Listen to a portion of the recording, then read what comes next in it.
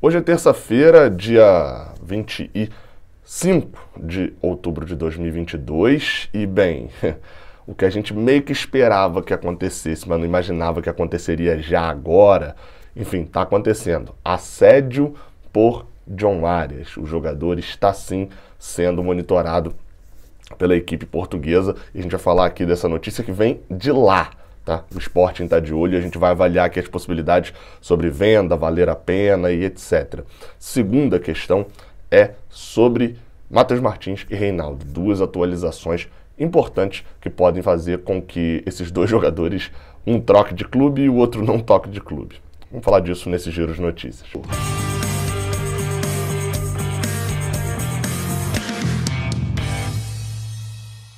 Seja bem-vindo, você guerreira de todo o Brasil e de todo mundo. Aqui é o canal Raiz Tricolor. Eu sou Gabriel Amaral, sou jornalista por formação e sou tricolor de coração. Se você quiser, você deixa um like aqui embaixo, que isso ajuda bastante o canal. Se você também gostar desse canal aqui, achei legal e tal, vou me inscrever. Se inscreve aí embaixo, você vai ficar alerta sempre de todas as notícias do Fluminense. Sem perda de tempo, vamos embora para as notícias do vídeo de hoje. Bem, a gente começa falando de uma notícia que não envolve o Fluminense diretamente, mas envolve o Fluminense indiretamente.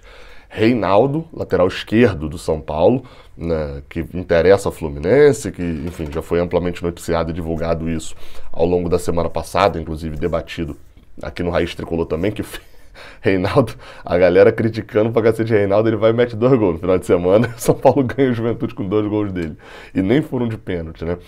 Reinaldo tem contrato ainda com o São Paulo até o final do ano, interessa o Fluminense, como eu falei. O São Paulo até fez uma proposta de renovação, mas meio que já deixou claro de que não vai entrar em leilão pelo jogador, não vai causar aquela disputa, não. O jogador não aceitou a proposta que ele fez, ele vai atrás de outro jogador. E de quem o São Paulo vai atrás é de Juninho Capixaba, exatamente outro que também abordei aqui na semana passada, né, como lateral do Fortaleza, que na verdade pertence ao Grêmio. Essa notícia, ela é do Rafael Ribeiro? Agora que eu vi que o nome do repórter que deu notícia é Rafael Ribeiro. Será que largou o futebol e foi fazer outra coisa, o zagueiro do Náutico? Rafael Ribeiro, bem, se foi isso que aconteceu, ele está melhor como jornalista do que como jogador.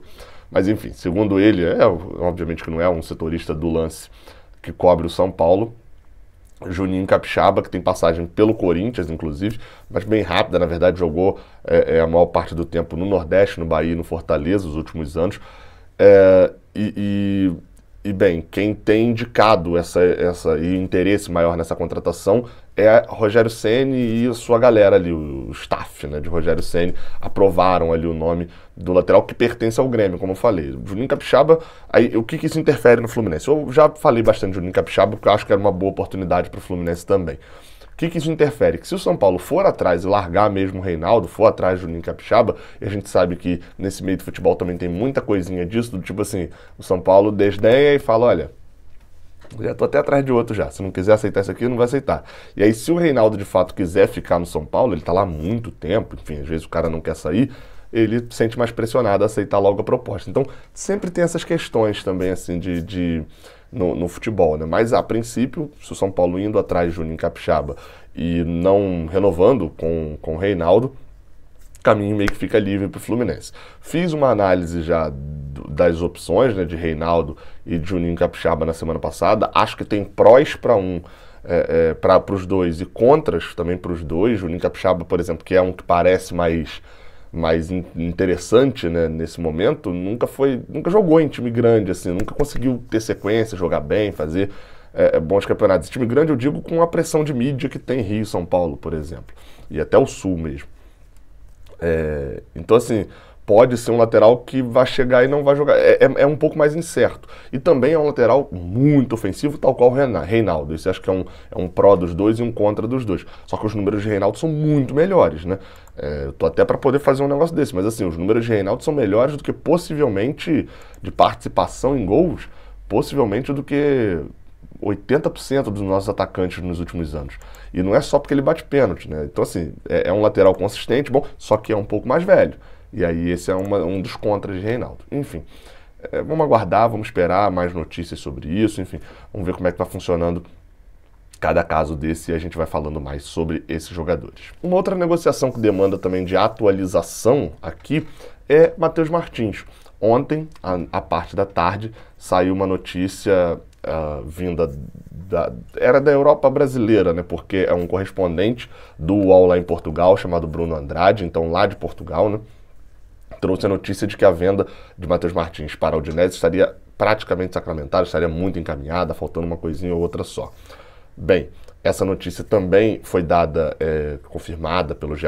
Globo, de que estava muito perto de ter o acerto da venda de Matheus Martins, só que ali ao final da noite, o Vitor Lessa, jornalista aqui do Brasil, né, Vitor Lessa da Rádio Globo e do canal do Lessa, publicou o que seria o único entrave ali, a única trava para essa negociação ainda não ter sido concretizada. O que seria? A Udinese quer pagar Matheus Martins parcelado, quer efetuar o pagamento de maneira parcelada, só começando a pagar em 2023. E a gente sabe que o Fluminense precisa dessa venda, né, a necessidade dessa venda é justamente para fechar o ano de 2022. O Fluminense tem, neste momento, assim, pensando em valores altos, tá? O Fluminense tem conta de luz para pagar todo mês, mas pensando em valores altos, o salário do elenco inteiro. Além disso, você tem prestações, né, parcelas do RCE, você tem as parcelas dos outros acordos que foram feitos para poder conseguir as CNDs. Enfim, então o Fluminense tem parcelas a serem quitadas todo mês de milhões de reais. Então, e aí aquele negócio, né? Se lá atrás o Fluminense caiu na primeira fase, na segunda, na verdade o Fluminense caiu na terceira fase da Libertadores, né? A última antes da fase de grupos, o rombo financeiro, porque se esperava, contratou-se jogadores esperando uma grana da fase de grupos, que não veio. E essa grana nunca conseguiu ser recuperada. Porque tudo que o Fluminense fez um pouquinho a mais, por exemplo, o Fluminense esperava ir até as quartas da Copa do Brasil. Fez um pouquinho a mais, foi até semi, não compensa o rombo da Libertadores. O Fluminense esperava ser sétimo no Brasileirão. Se for quarto, não compensa, porque a fase de grupos da Libertadores dá cerca de 16, 15 milhões de reais. É $1 milhão por jogo em casa, são 3 milhões de dólares para jogar a fase de grupos. Então é muita grana e ficou esse rombo. Então o Fluminense precisa dessa venda aí. Além de tudo, o Fluminense ainda projetava mais em relação a vendas do que de fato fez. O Fluminense fez cerca de 70 milhões ali na venda de Luiz Henrique, mas isso considerando já bônus, etc, etc, etc. De fato mesmo ali, de valor mesmo da venda, os 8 milhões, que inclusive tem uma fake news que sempre corre que o Betis ainda não pagou. Vai dar 2030 e o Betis não pagou ainda. O Betis já pagou, já está pago a venda, obviamente sem as variáveis ali, né, os bônus. Enfim, então entrou uma grana de Luiz Henrique, mas esperava-se mais grana de vendas também, e o Fluminense não fez. Nino e Gabriel Teixeira, por exemplo, eram 2 vendas certas no início do ano que não aconteceram. Então assim, neste momento, o Fluminense precisa de dinheiro para agora, e aí isso que está travando. A Udinese quer pagar parcelado no ano que vem, o Fluminense precisa e quer vender só com o dinheiro agora. Outra coisa que também está travando é uma questão de percentual. O Fluminense quer 5% a mais do que tem hoje. O Fluminense estaria vendendo hoje para ficar com 10% de Matheus Martins e o Fluminense quer ficar com 15% de Matheus Martins. Isso parece pouco, tá? Parece bobeira, mas digamos, Matheus Martins vai para a Udinese, né? Vamos botar aí que ele será vendido depois, que ele jogue bem lá e será vendido depois. Aí vamos dizer que seja uma venda de 50 milhões não vou nem tão alto assim não fui com um valor estratosférico. Vamos para uma venda de 20 milhões de euros. Uma venda de 20 milhões de euros, que nem é tão alto assim não. 5%, meu amigo, é um bom dinheiro. Eu não sei se vocês têm noção. Por exemplo, 20 milhões de euros, 5% é 1 milhão de euros, é 5 milhões de reais. Então é uma diferença ali considerável, sim. O Fluminense quer ficar com esse 5%, está brigando com o Udinese que só quer deixar 10%. Então esse é o entrave atual. Se a negociação acontecer, em breve, esses entraves alguém abriu mão, ou a Udinese ou o Fluminense. Quem será que abre mão? Última notícia desse vídeo é a notícia sobre John Arias.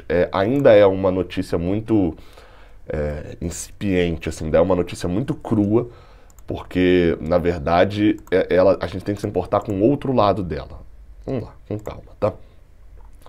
John Arias, meio atacante do Fluminense, chamado lá na Europa de atacante, inclusive, 25 anos, colombiano, está na mira do Sporting de Portugal, tá? Então esse é o primeiro ponto. Essa notícia veio do jornal O Jogo, é um jornal de Portugal, um jornal mídia física, mas também tem o online. Notícia publicada pelo Pedro Miguel Azevedo, jornalista também desse portal O Jogo. Vamos lá, tá? Aí a gente lê, eu vou ler exatamente como tá a manchete aqui e você vai entender uma parte boa. Né? Nenhum contato foi feito ainda não teve nenhuma proposta diretamente, não. A notícia é, o Sporting tá mirando John Arias. Esse é o ponto. Só que o título vem meio assim, exclusivo. John Arias está na rota do Sporting, na mira, né? Do Sporting. Mas a operação não será fácil. Esse é um ponto interessante. E aí depois, a notícia é até meio curta, né? Atacante do Fluminense, tem 25 anos e é convocado, porque eles usam internacional pela Colômbia, né? É convocado pela Colômbia. Está ligado ao clube brasileiro até 2025. John Arias, atacante do Fluminense, eles usam um termo avançado, que eu acho muito interessante, mas atacante do Fluminense, está na mira do Sporting. E os Leões equacionam avançar com uma proposta em janeiro, na reabertura do mercado, para tentar contratá-lo. A operação, já se sabe, não será fácil, porque a Arias é dos jogadores mais influentes da equipa e já se estreou pela seleção da Colômbia. Tem uma internacionalização, uma convocação. O que eu registro aqui de parte boa, tá? Considera-se, na Europa, a negociação como difícil. Normalmente, quando se fala de Fluminense na Europa, principalmente em relação a garotos, né, considera-se, até hoje para mim o que eu falo, o maior dano da venda de Luiz Henrique foi parecer que na primeira proposta de um time mediano da Europa, o Fluminense vendeu um moleque que tinha acabado de destruir num jogo de Libertadores. Passa-se essa sensação de time que vende por qualquer coisa, vende fácil, qualquer um vai lá e pega. E essa venda de John Arias, o primeiro ponto que eu queria colocar era isso. Tem essa questão de que eles acham que não vai ser fácil. Ele já é convocado, é um dos principais jogadores do time. A gente pode dizer que hoje John Arias é um dos 4 principais. O Fluminense tem 4 jogadores bem destacáveis, né? Ganso, que não tem tanto valor de venda. Germancano, que também não tem tanto valor de venda. São jogadores já mais avançados de idade. André, que é a menina dos olhos de ouro da venda. E John Arias. São os 4 principais jogadores do Fluminense no campo. E de destaque no Brasileirão e tal. Então, seria difícil tirar isso. Um outro assunto que emergiu foi a questão dos 50% de John Arias. O Fluminense, quando comprou por $600 mil do Patriotas da Colômbia, comprou 50%. Quando o Fluminense compra por 50%, e tem um vídeo aqui no canal explicando porque quando eu fiz esse vídeo não tinha a notícia de um possível interesse do esporte, né? Mas porque não era interessante o Fluminense comprar os outros 50%, porque quando o Fluminense compra 50%, parte desse acordo com o Patriotas, ele chega lá e fala assim, olha só, a gente vende para a Europa direto, a gente vai vender, se ele jogar bem aqui, a gente vai ter um caminho direto com a Europa, coisa que vocês não têm, e vocês estão ganhando $600 mil por esses 500 mil, por esses 50%, vocês podem ganhar milhões pelos outros 50%, vocês vão levar metade da nossa venda. Então, assim, parte dessa negociação com o Patriotas já envolvia, para eles, receber um bom valor pelos outros 50%. E John Arias está jogando bem aqui.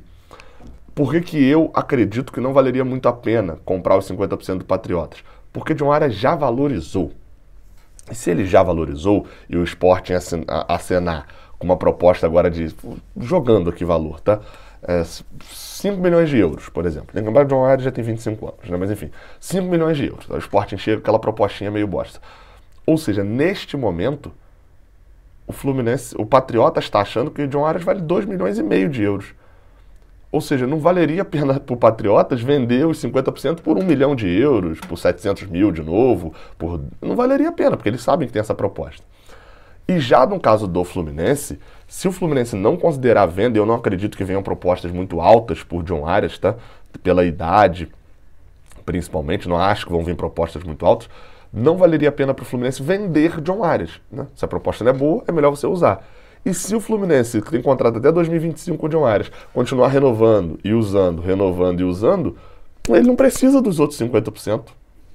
Não precisa, porque os outros 50% têm valor na venda. Os outros 50% não têm valor no jogo. Então, se o Fluminense não pretende vender John Arias e ele está em alta, não vale a pena comprar pelo valor que o Patriotas vai pedir agora, não teria necessidade de comprá-lo. Agora, chegando uma proposta baixa, assim, de 6 milhões de euros por John Arias, que é aquela proposta que é um bom dinheiro, mas não vale você perder um dos melhores jogadores do seu time por esse dinheiro. Cabe ao Fluminense ir até o Patriotas e falar, olha só, a mesma coisa que fez com o Criciúma. Eu não aceito 3 milhões de euros em John Arias, tá? Eu aceito 5. Você quer ficar com 1? Se você ficar com 1, a gente vende agora. Agora, se você não ficar com 1, eu vou continuar usando o jogador e você vai ficar com nada. É o mesmo poder de negociação que tentou com o Criciúma com o Nino, com o Criciúma não adiantou.